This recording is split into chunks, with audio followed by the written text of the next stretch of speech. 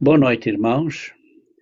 Hoje vamos continuar abordando ou estudando a Epístola aos Romanos e vamos cobrir o capítulo 4, mas antes disso vamos dar uma revisão importante, porque é muito importante lermos ou entendermos esta comparação entre a lei e a graça, porque é uma coisa que o mundo hoje não entende e muitos não entendem. E a Epístola aos Romanos aborda este assunto muito importante entre a lei de Deus e a graça, dando assim um entendimento muito completo acerca deste tema muito importante.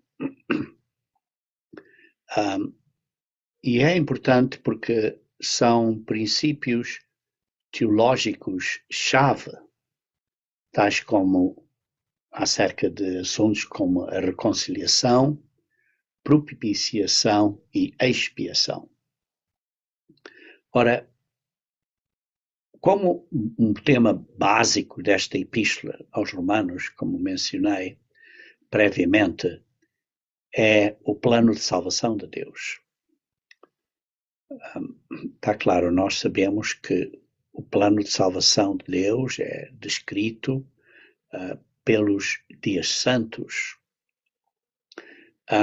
mas o plano de salvação é o modo como Deus decidiu planejar para redimir o homem do salário do pecado e para que todos venham a seguir o caminho correto, porque todos pecaram e todos saíram do caminho.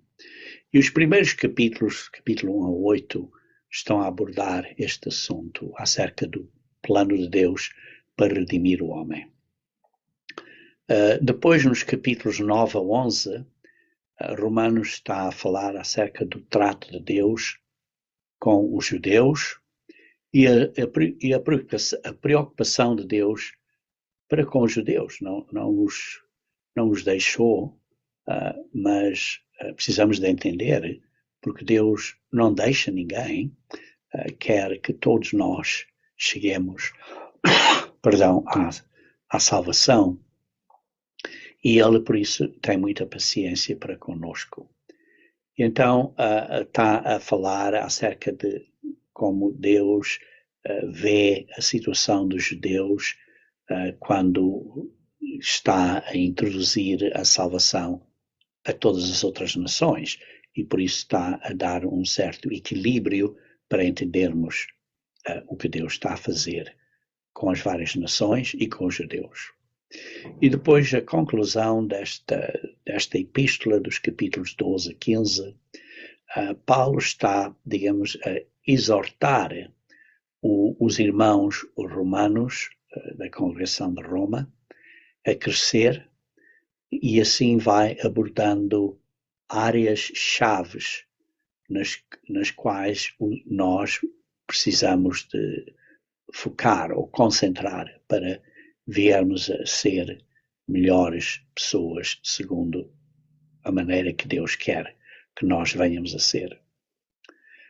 Nós abordamos já os primeiros 3 capítulos desta epístola, em que primeiro Paulo está a escrever acerca dos gentios, visto que a educação anterior, que é uma educação errada deles, e diz que eles não têm nada de estar a orgulhar, não têm nenhuma oportunidade de vanglória por causa da posição que eles tomaram com a educação prévia deles. Depois, no capítulo 2, basicamente começando no versículo 17, ele se dirige aos judeus, pois eles, por outro lado, tinham a lei, tinham os mandamentos da lei de Deus e se achavam superiores. E por isso os judeus também não têm nada que se orgulhar, embora eles tenham tido a lei, porque eles não a guardaram. Depois abordamos o capítulo 3, em que Paulo diz que todos nós, ambos judeus e gentios, precisamos de ser feitos justos, isto é, justificados perante Deus. Noutras palavras, tanto os judeus como os gentios, todos nós, precisamos de ter este relacionamento com Deus restaurado. E por isso precisamos de viver de uma maneira que não estamos a quebrar este relacionamento de novo. Isto é, devemos nos manter fiéis até ao fim da nossa, digamos assim, corrida espiritual, desta vida que temos que nos manter fiéis até ao fim. E por isso é importante nós recapitularmos muito cuidadosamente este princípio acerca de como somos justificados. A razão porque acho que é muito importante nós abordarmos isto uma vez mais e ter a certeza que todos nós entendemos isto claramente, é porque muitos não entendem como é que este relacionamento entre nós, seres humanos, e Deus é reparado. Ora, em Romanos capítulo 5, versículo 8 a 10, Romanos capítulo 5, versículo 8 a 10 diz: Mas Deus prova o seu amor para conosco, em que Cristo morreu por nós, sendo nós ainda pecadores. Logo, muito mais agora, tendo sido justificados pelo seu sangue, seremos por ele salvos da ira. Então vemos aqui que temos sido ou fomos justificados pelo seu sangue. E depois continua no versículo 10, porque se nós, sendo inimigos, fomos reconciliados com Deus pela morte de seu Filho, muito mais, tendo sido já reconciliados, seremos salvos pela sua vida. É interessante porque aqui vê-se que há uma clara distinção entre justificação, ou digamos assim, reconciliação, e, por outro lado, a salvação. Aqui está a falar que fomos reconciliados. Isto é no passado. Veja aqui no versículo 9, diz, tendo sido justificados. Isto é no passado. Mas quando diz acerca da salvação, diz, seremos por ele salvos, que é futuro. E ao fim do versículo 10 diz, seremos salvos pela sua vida. Por isso, a justificação não é a salvação. Justificação, sim, é um passo importantíssimo neste processo da salvação, mas não é o ponto final. Agora, por isso vemos aqui que somos reconciliados pelo que Jesus Cristo fez, pelo sacrifício dele, pela morte dele, e porque ele ressuscitou, e por isso somos reconciliados desta separação ou desta inimizade com Deus.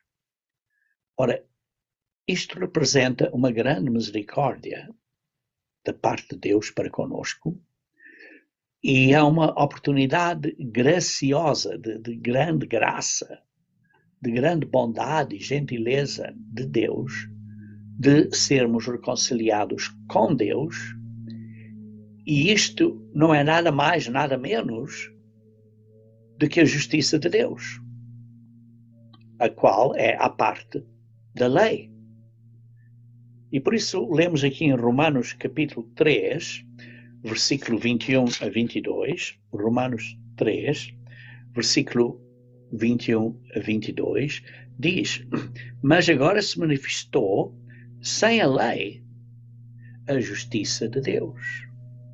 Como disse há pouco, a justiça de Deus à parte da lei, por causa da misericórdia e desta oportunidade graciosa de sermos reconciliados com Deus pelo que Jesus Cristo fez. Continuando, no versículo 21, tendo o testemunho da lei e dos profetas. Sim, porque isto foi profetizado, por isso temos o testemunho da lei e dos profetas. Versículo 22, isto é, a justiça de Deus pela fé de Cristo. Eu digo de Cristo porque na maioria dos textos, na maioria dos textos, isto é, não é nos textos alexandrianos, mas na maioria dos textos gregos, diz que é a fé de Cristo. Sim, o texto alexandriano, que é uma pouca porção dos manuscritos, diz a fé em Jesus Cristo. Mas a maioria de milhares de textos gregos é a fé de Cristo, que diz assim, para todos e sobre todos os que creem. Por isso, vê-se aqui que a fé de Cristo, que é o que causou nós termos esta benção da justiça de Deus, e por isso diz a justiça de Deus pelo que Jesus Cristo fez, pela fé dele. E esta justiça de Deus é para todos, e sobre todos os que creem. Sobre todos os que creem. É importante entendermos que quando lemos crer, lemos sempre o verbo atrás de crer, que representa fazemos o que a pessoa, ou ser, ou neste caso Deus, diz para fazermos. Porque se cremos em Deus, vamos fazer o que Ele diz para nós fazermos. E por isso, estamos aqui nestes dois versículos, estamos aqui a dar, digamos assim, Paulo está aqui a dar uma introdução ao capítulo 4. Vejamos aqui outra escritura brevemente, outro versículo, que é em Efésios, capítulo 2, versículo 8. Efésios, capítulo 2, versículo 8. E lemos, porque pela graça sois salvos. Isto é, por esta bondade e gentileza e ato de misericórdia que Deus fez por nós de nos dar o seu Filho, esta graça de Deus para conosco, nós somos salvos por meio da fé, por meio desta fidelidade de Deus e da fidelidade entre Deus e Jesus Cristo, porque são fiéis, e a fé do próprio Jesus Cristo de fazer isto. E depois diz, isto, quando eu digo fazer isto, é dar o sacrifício da sua vida por nós, dar o seu sangue. E isto não vem de nós. Esta fé, por meio da fé, não vem de nós. É dom de Deus, é o dom de Deus, é o que Deus nos dá. E por isso este ato de graça, de misericórdia por nós, pelo que Jesus Cristo fez, porque ele acreditou que o Pai o ia ressuscitar e por isso ele teve completa fé no Pai e por isso deu a sua vida em plena fé de que o Pai o ressuscitaria. Isto é um dom de Deus para nós. Este ato de graça é um dom de Deus para nós. Ora, continuando agora então em Romanos capítulo 3, versículo 22, diz assim, isto é a justiça de Deus. E por isso vemos aqui, repetindo, que a justiça de Deus pela fé de Cristo, a justiça de Deus é imputada em nós, ou a todos nós, e sobre todos os que creem, isto é, somos feitos justos, justificados pela justiça de Deus, que é nos dada gratuitamente, e por isso somos justificados. por este ato de Cristo, desde que nós, está claro, estamos arrependidos. Porque queremos, é o que diz aqui, porque queremos, a todos os que creem. Ora, o que quer dizer crer? Uma vez mais, quer dizer que nós acreditamos, porque Deus é fiel e não mente. Confiamos no que Deus fez por Jesus Cristo. E por isso nós cremos e obedecemos. E em retorno, nós somos fiéis. Continuando então no versículo 23 e 24. Porque todos pecaram e destituídos estão da glória de Deus, sendo justificados gratuitamente pela sua graça, pela redenção que há em Cristo. Todos nós pecamos. Romanos, gentios, todos, seja que nação nós sejamos, portugueses, brasileiros, angolanos, moçambicanos, seja o que for, todos nós pecamos. E somos justificados gratuitamente pela graça que Deus nos dá. Qual é esta graça? Pela redenção que há em Cristo.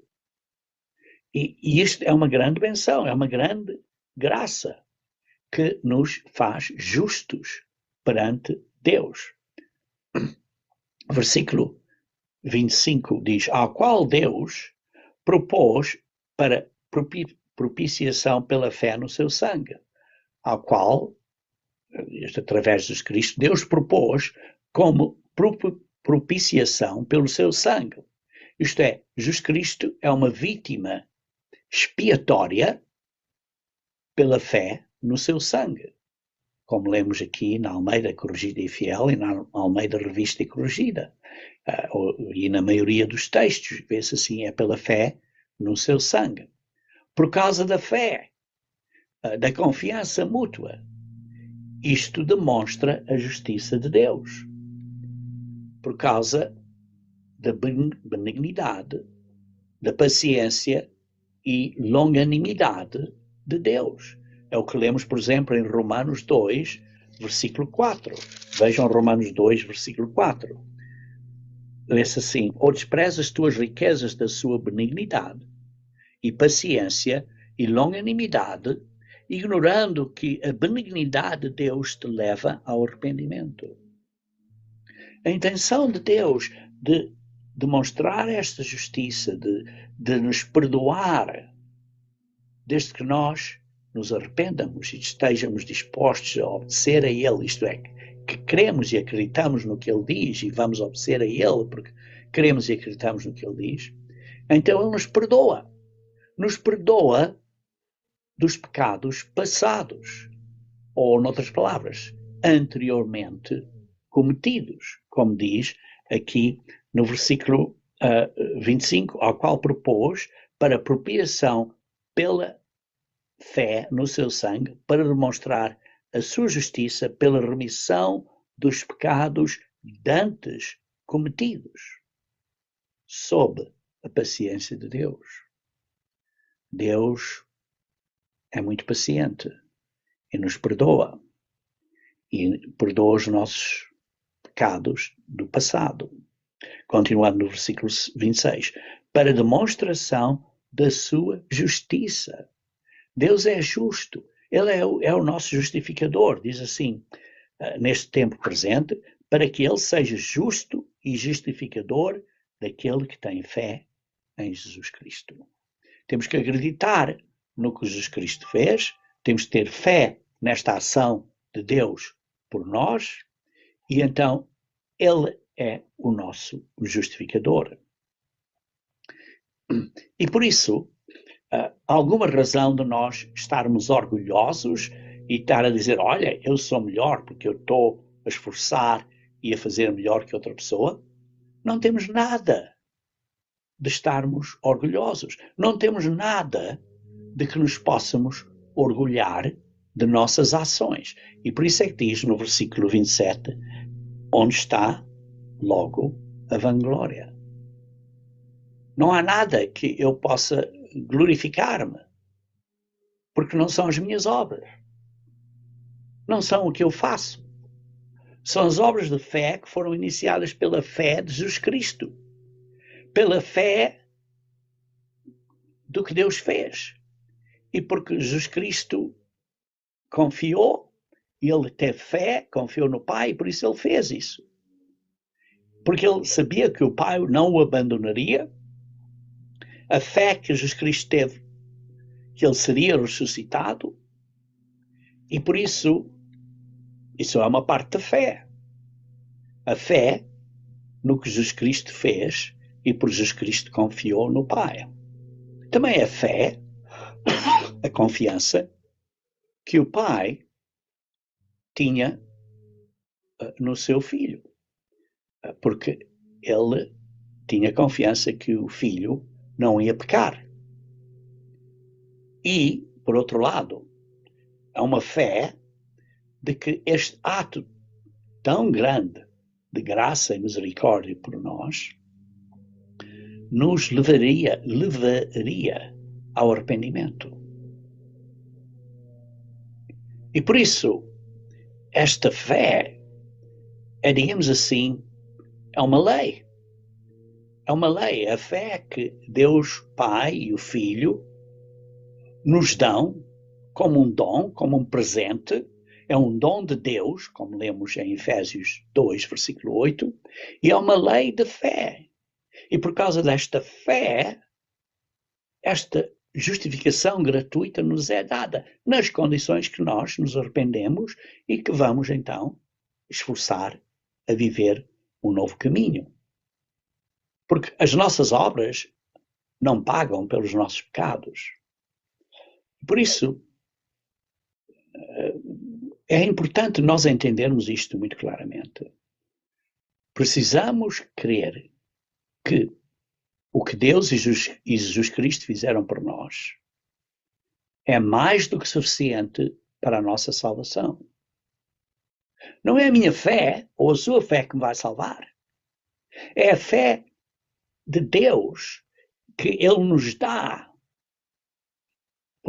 através desta ação de fé, que é da graça dele para conosco, assim pagando pelos nossos pecados, todos os nossos pecados, até os piores e mais terríveis pecados, e que causam, infelizmente, quando pecamos, quando temos zangas, quando fazemos coisas ou atuamos de maneiras que não devíamos atuar, o que é que produzimos? Qual é o fruto desse pecado? É tristeza, é dor e é sofrimento. Porque, na realidade, irmãos, é um problema que nós temos como seres humanos. Deus tem muita graça por nós. E nós temos que vir a ser como Deus é. Então nós, em retorno, temos que ter graça para com os outros, para com os nossos irmãos e irmãs. Como é que tratamos os nossos irmãos, as nossas irmãs, o nosso esposo ou a nossa esposa? Estamos, na realidade, a demonstrar graça para com os outros? Porque Deus nos dá graça numa simples condição: arrependam-se. Acreditam que eu vou perdoar a vocês, que o que eu fiz é suficiente para vocês, mas vocês arrependam-se. Então Ele nos dá, nos imputa, nos dá a justiça de Deus. Isto é, os nossos pecados são perdoados. Isto é a lei da fé. Por isso, lemos aqui agora no versículo 28. Concluímos, pois, que o homem é justificado pela fé sem as obras da lei. Nós somos feitos justos pela fé sem as obras da lei. Mas notem bem que não diz, repito, notem bem que não diz o homem é justificado somente pela fé. Não diz isso. A palavra somente não está aí. Infelizmente, esta palavra somente foi adicionada por Martinho Lutero, e não é aí o que está a dizer. Nós somos justificados agora, presente, pela fé. Somos feitos justos. Não é porque eu ou você fomos ou somos muito boas pessoas. Somos justificados gratuitamente pela fé. Então, continuem, por exemplo, a ler no versículo 31. Diz assim: anulamos, pois, a lei, isto é, os mandamentos de Deus, pela fé? Não, não. De maneira nenhuma. Antes, estabelecemos a lei. A função básica, a função positiva da lei é de refletir a nós a mente e o caráter de Deus e o caráter de Cristo e o que nós precisamos vir a ser. Esse é o propósito da lei. Positivo, sim. O outro propósito da lei é de nos mostrar quais são os pecados. Mas, de uma maneira positiva, o propósito da lei é de refletir a nós a mente e o caráter de Deus e de Cristo, que é amor. Porque a lei é amor. E por isso, a lei quando estamos a obedecer à lei, estamos a pôr em prática o caráter de Deus, que é amor para com Deus e para com o próximo. Ora, uma vez que você e eu sabemos que somos perdoados de graça, isso então nos deve dar um grande incentivo a si, a mim, a nós, para tentar agradar a Deus ainda mais. Tentar fazer a vontade do Pai. Tratar os outros como Deus quer que nós venhamos a tratar os outros. E por isso, a fé estabelece a lei. Ora, notem que no versículo 28 diz que o homem é justificado pela fé. Isto é no presente. O verbo está no presente. Mas se vocês lerem Romanos capítulo 2, versículo 13, diz: porque os que ouvem a lei não são justos diante de Deus, mas os que praticam a lei hão de ser justificados. Agora o verbo está aqui no futuro. E por isso o que vemos aqui é que, inicialmente, quando nos arrependemos, o Pai, através do sacrifício de Jesus Cristo, nós somos perdoados, somos justificados. Mas agora que estamos justificados, precisamos ter esta incentivação, esta motivação para esforçarmos-nos a agradar a Deus, a fazer a vontade do Pai, a obedecer a Deus. E por isso é que diz em Romanos 2, versículo 13, aqueles que praticam a lei hão de ser justificados. Isto é no futuro, é ao fim desta etapa. E por isso é muito importante, irmãos, por isso é que eu dediquei um bom bocado de tempo neste estudo para repetir o que abordámos anteriormente. E é que somos justificados de graça pela fé. Mas isso significa que agora que estamos justificados de graça pela fé, isso estabelece a lei e devemos agora obedecer à lei. Então, com isto, como este entendimento bem básico, agora podemos avançar para o capítulo 4. Que diremos, pois, ter alcançado Abraão, nosso pai, segundo a carne. Sim. Então, Abraão atingiu esta justiça de Deus pela carne, pelo que ele fez? Está claro que não. Porque se Abraão foi justificado pelas obras, tem de que se gloriar. Sim, pode-se gabar, pode-se ter orgulho. Olha, eu ganhei, eu tenho minha glória, eu posso me glorificar. Mas não foi minhas obras, não foi as obras de Abraão. É a graça de Deus. Pois que diz a Escritura, creu Abraão em Deus e isso lhe foi imputado como justiça. Vê-se aqui que foi dado crédito a Abraão quando ele acreditou, teve confiança no que Deus disse e por isso ele fez o que Deus disse para ele fazer, mas essas obras não lhe deram o perdão.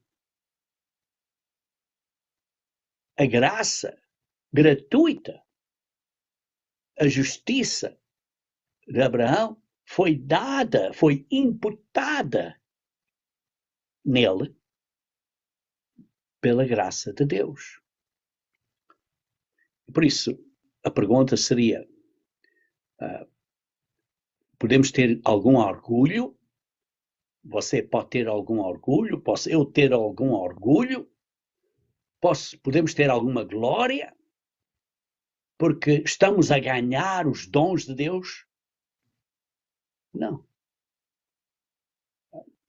Isso é um pensamento, digamos assim, farisaico. Algo que alguém possa fazer para ganhar de Deus perdão, ou qualquer outro dom, então já não é um dom de Deus, mas é um salário.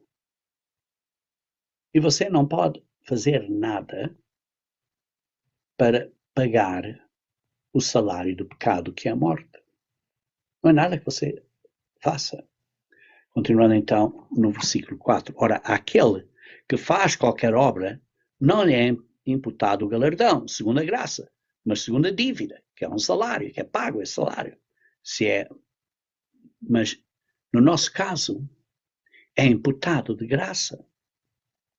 Mas aquele que, no versículo 5, que não pratica, isto é, que não faz as coisas com a intenção de que vai ganhar alguma coisa, que não pratica o seu orgulho, a sua vanglória, aquele que não pratica, mas crê que quem o justifica o pecador, o ímpio, então, aquele que crê em Deus, que acredita em Deus, por causa do que Jesus Cristo fez, essa crença de ele acreditar em Deus é dada a ele como justiça. Essa crença, essa fé, representa em coisas que essa pessoa faz. Como vocês sabem, a história do Abraão. Ele foi prometido, mas ele teve que dizer, olha, vai sacrificar o teu filho Isaac. E está claro, ele podia ter tido muitas perguntas, e certamente teve, mas ele obedeceu a Deus. Então Deus viu que ele acreditava em Deus e tinha fé em Deus. Então Deus diz, não, eu não quero que mates o teu filho, mas agora sei que tens temor de Deus, que tens respeito a Deus. Foi essa provação que demonstrou a Deus, através da fé, ou digamos assim, da lei da fé, que através disso Deus então imputou a Abraão essa justiça, a justiça dele. Assim também David declara: bem-aventurado o homem a quem Deus imputa a justiça sem as obras. Bem-aventurado aquele a quem Deus imputa a justiça sem as obras. E depois no versículo 7 diz assim: bem-aventurados aqueles cujas maldades são perdoadas e cujos pecados são cobertos.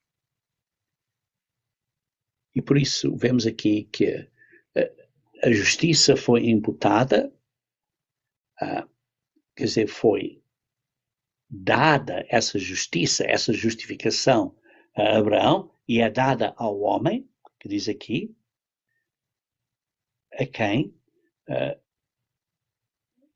tem fé em Deus, e acredita em Deus, e que se comete a arrepender-se e a mudar a sua vida. Por isso, bem-aventurados aqueles cujas maldades são perdoadas e cujos pecados são cobertos. Ora, vemos aqui, portanto, que no versículo 7, quando diz seus pecados foram perdoados, está claro, está referindo à lei, quebraram a lei.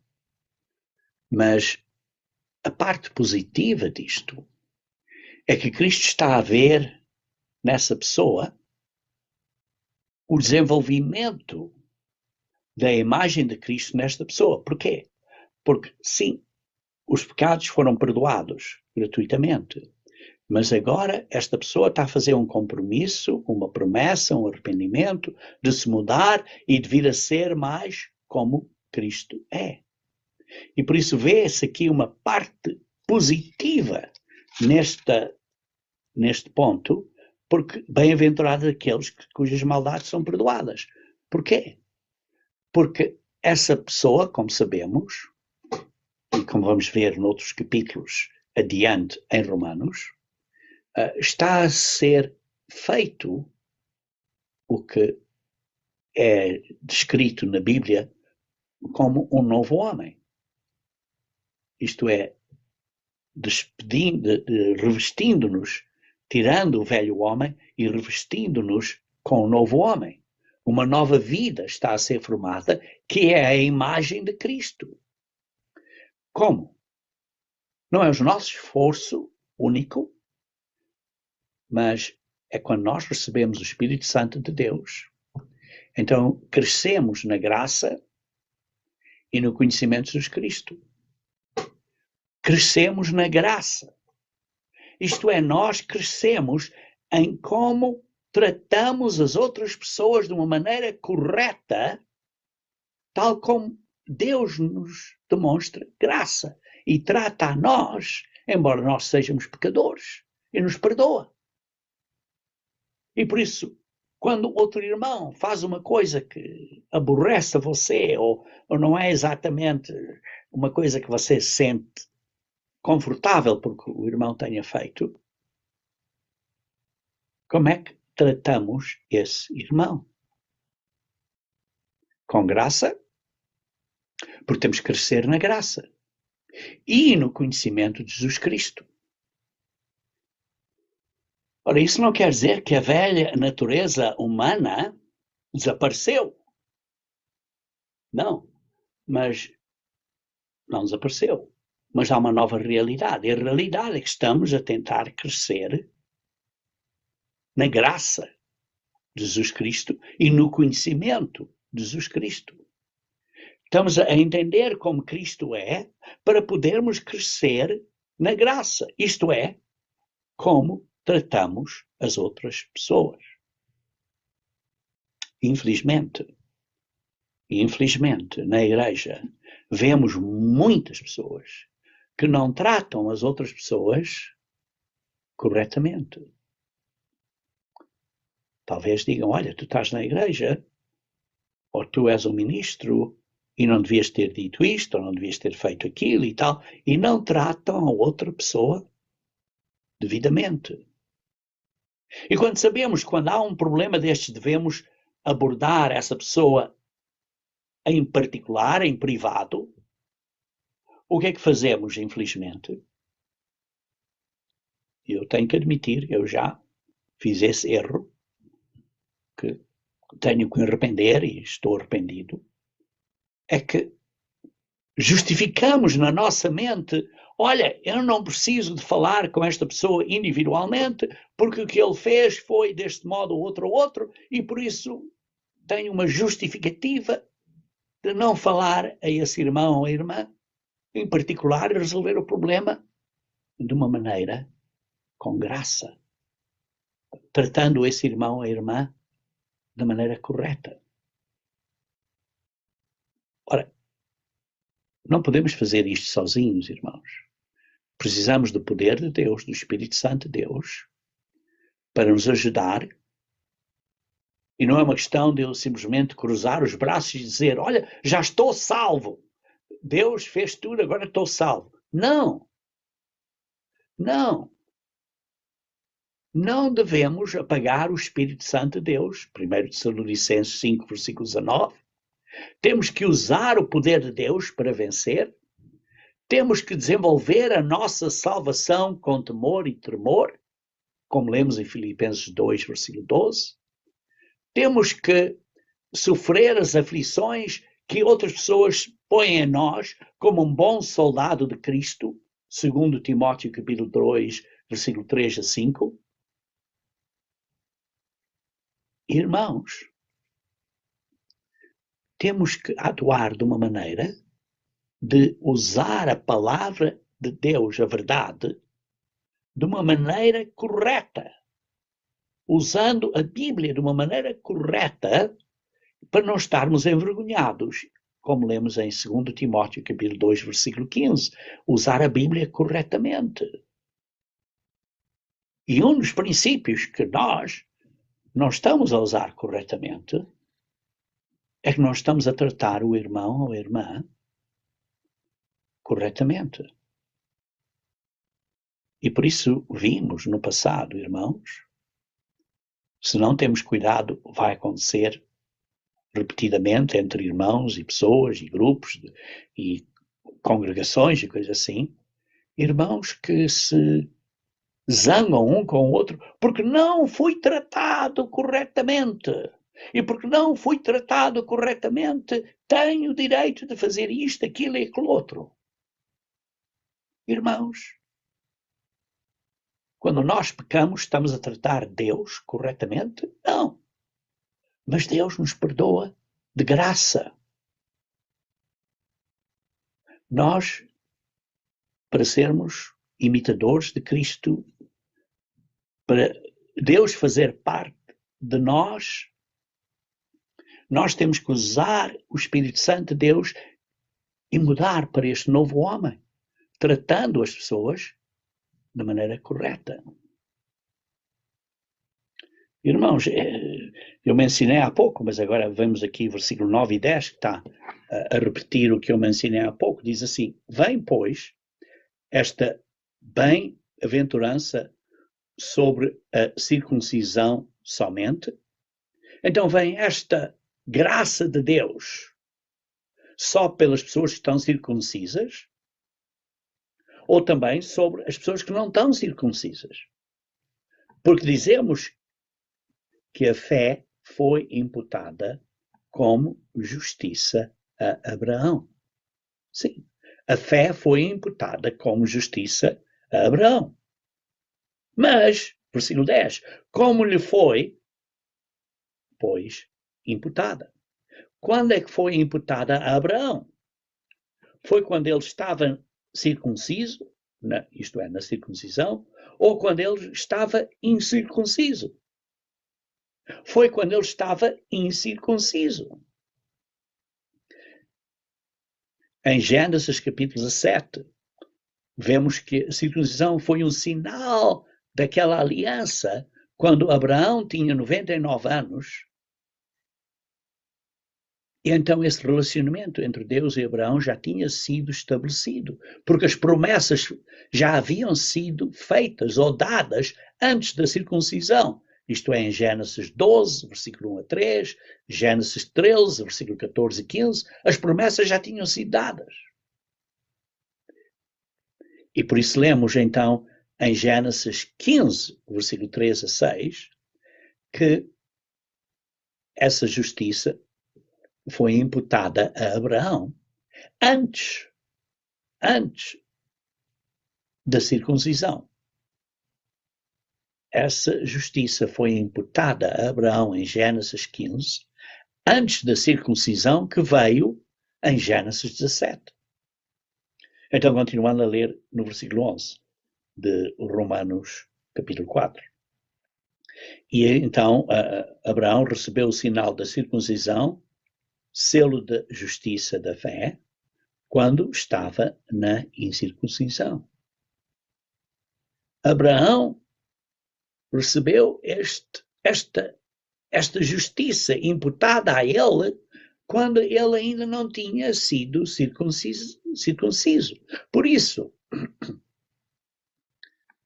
esta graça de Deus, esta bem-aventurança de Deus, como diz no versículo 9, esta misericórdia e graça de Deus para conosco, não é só para as pessoas que estão circuncisas, é também para nós, gentios. E assim, quando ele estava incircunciso, foi quando ele recebeu o sinal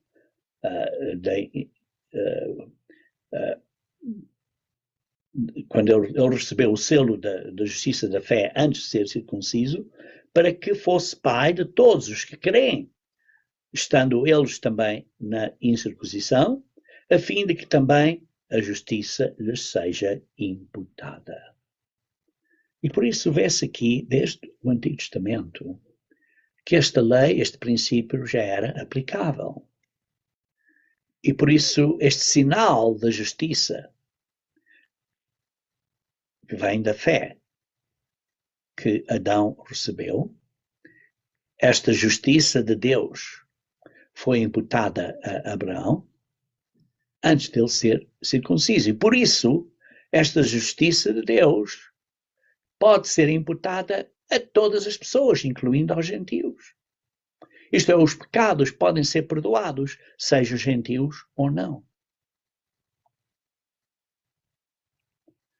Por isso, Abraão tinha promessas de Deus, promessas de salvação, antes de ser circuncidado. E por isso isso mostra, de uma maneira relativa, que o ato físico da circuncisão não é importante para os gentios. Versículo 12.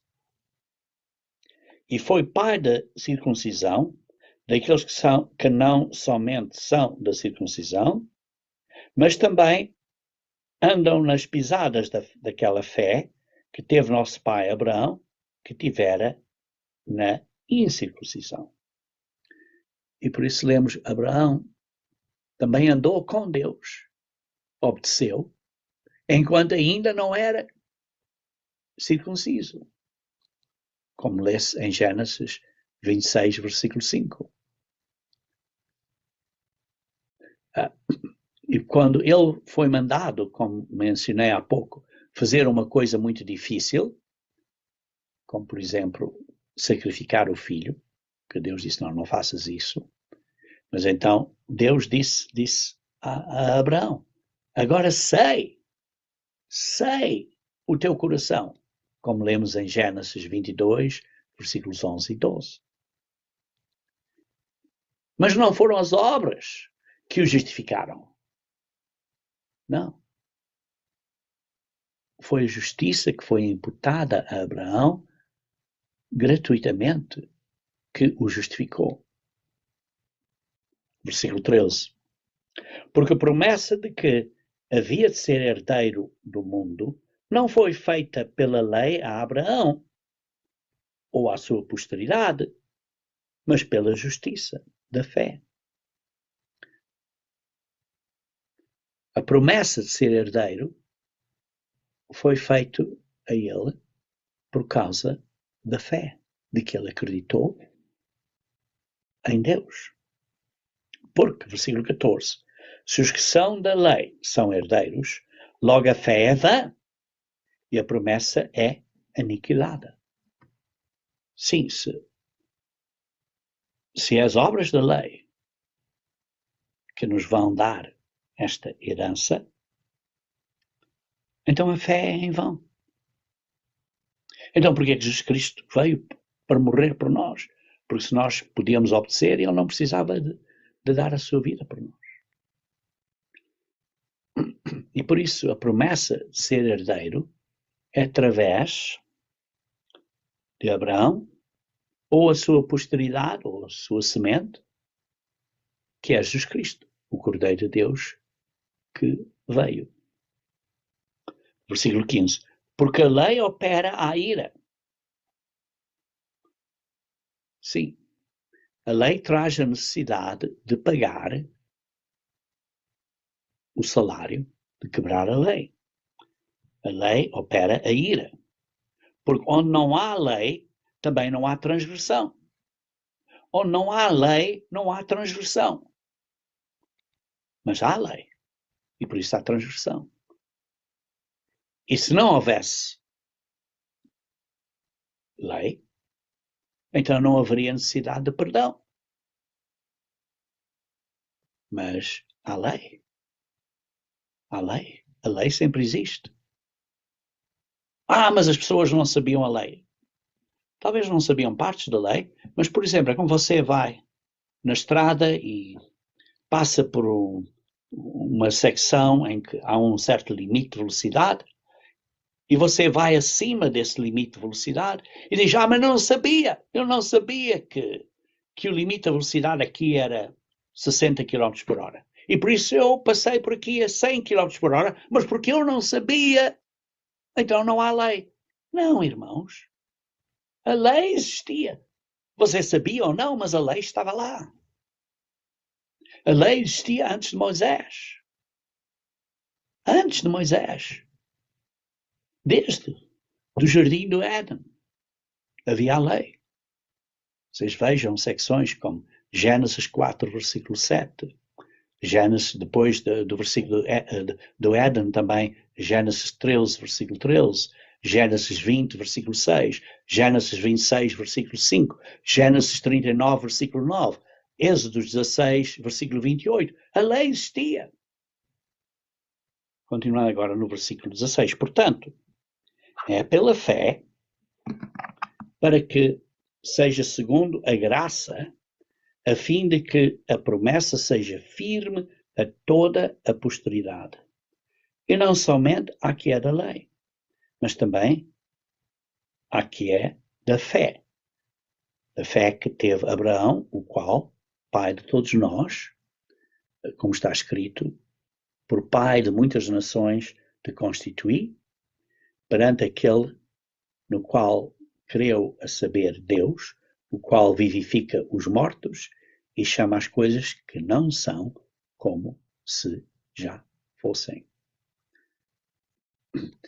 E por isso, o perdão do pecado é por causa da justiça de Deus. Porque Deus é justo. É fé, é termos fé no que Ele fez, pela fé de Cristo, para nos justificar, para tirar o pecado e imputarmos-nos como justos, gratuitamente, pelo sangue de Jesus Cristo. A promessa é certa, irmãos, para todos os que creem. Não apenas para os israelitas, aqueles que, entre aspas, são da lei. Versículo 17 diz assim, como está escrito, diz assim, nós também, os que temos a mesma fé, confiança que Abraão teve, nós também temos acesso a essa grande graça. É Deus quem dá a vida, é Deus quem ressuscita as pessoas, e é Deus que pode ver o fim e garantir que aconteça algo mesmo antes de começar. É o que diz aqui. chama as coisas que não são como se já fossem. Deus vê o fim, tem este goal, esta visão do fim, e Ele tem a capacidade de garantir que aconteça essa visão dele, mesmo antes de ele começar a executar esse plano. Essa é a capacidade de Deus. Versículo 18, o qual, em esperança, creu contra a esperança, tanto que ele tornou-se pai de muitas nações, conforme o que lhe fora dito, assim será a tua descendência. Versículo 18. Vê-se aqui a descrição, uma descrição interessante da fé de Abraão. Abraão, o qual, em esperança, creu contra a esperança. Ele confiou em Deus, em esperança, contra qualquer falta de esperança física. Não houve nenhuma base física, nenhuma prova física que Abraão tinha de que a Sara viria a ter um filho. Fisicamente, era, digamos assim, impossível. Mas ele confiou em Deus em esperança, contra toda a esperança física, porque não havia esperança física, porque ela já tinha passado da idade de ter filhos. E por isso ele confiou em Deus que ele viria a ser o pai de muitas nações através de Isaac. Por isso é que lemos aqui, uma vez mais, no versículo 18, o qual, em esperança, creu contra a esperança, tanto que ele tornou-se pai de muitas nações, através de Isaac, conforme o que lhe fora dito, assim será a tua descendência. Vemos aqui que ele teve esperança. Ora, vocês sabem a história, sabemos que Abraão teve outro filho, Ismael, mas Ismael veio por meio de Agar. Mas a semente, a prosperidade prometida, foi através de Sara, de filho de Sara. Por isso veio esta semente prometida, que é Jesus Cristo, veio através da linhagem, da linha de filho de Sara e Isaac. Conforme o que lhe foi dito, assim será a tua descendência. É o que lemos aqui ao fim do versículo 18, que é exatamente o que se lê em Gênesis capítulo 15, versículo 5, que diz, assim será a tua descendência. Continuando agora a ler no versículo 19.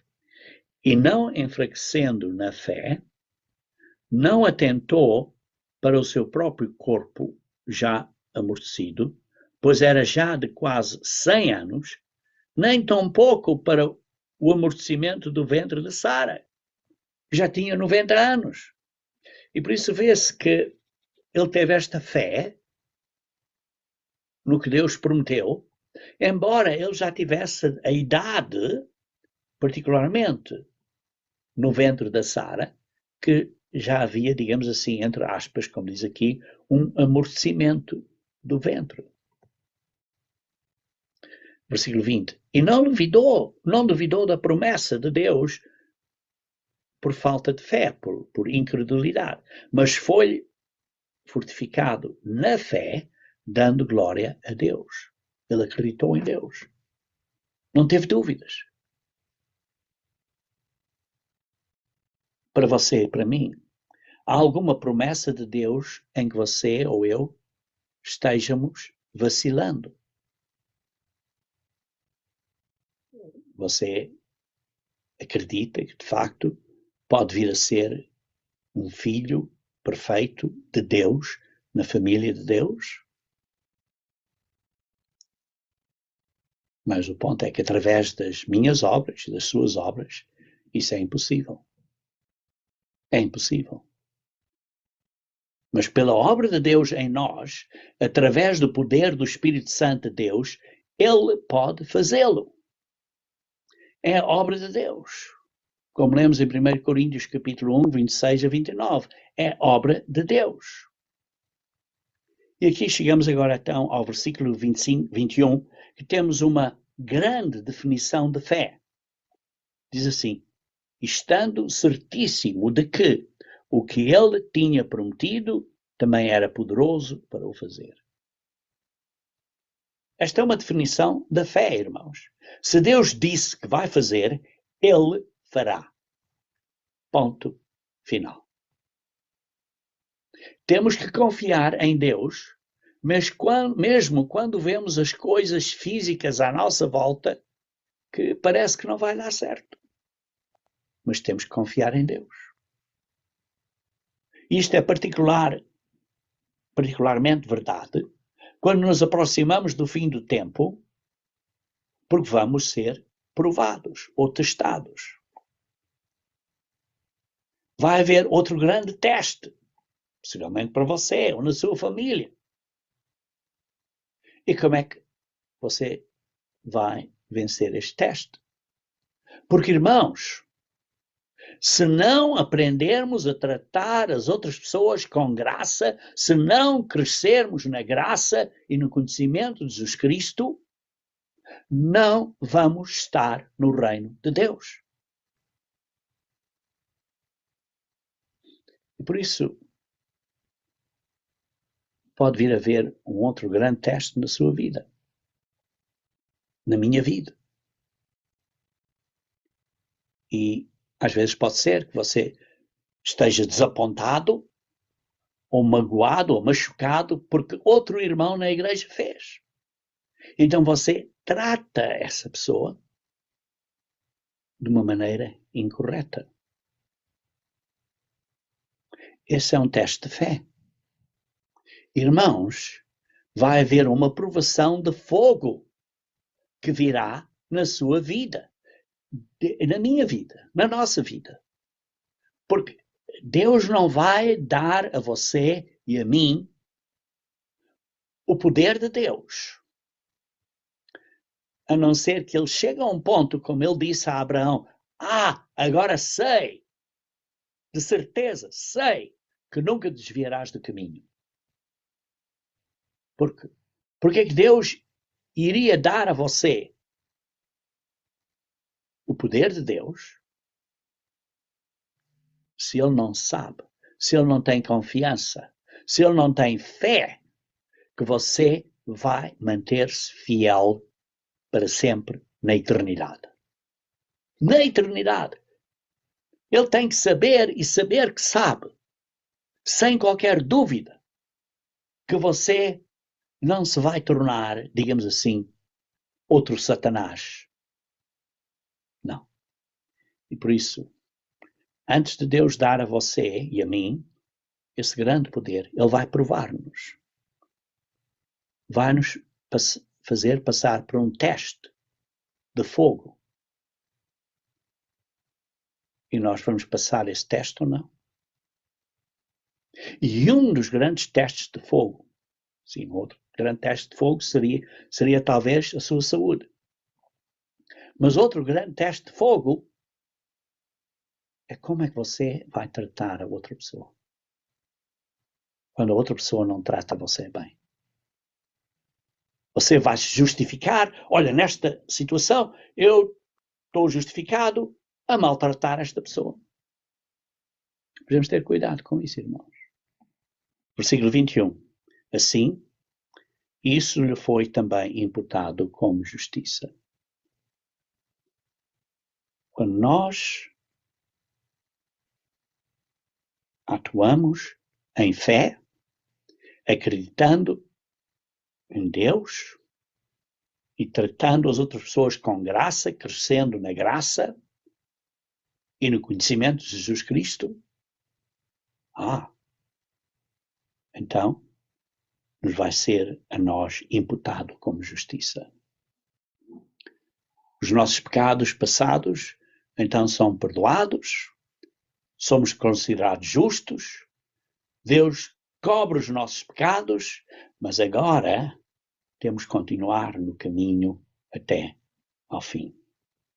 Versículo 23. Ora, não só por causa dele está escrito que lhe fosse tomado em conta, mas também por nós, a quem será tomado em conta os que cremos naquele que dentre os mortos ressuscitou, isto é, Jesus Cristo, nosso Senhor.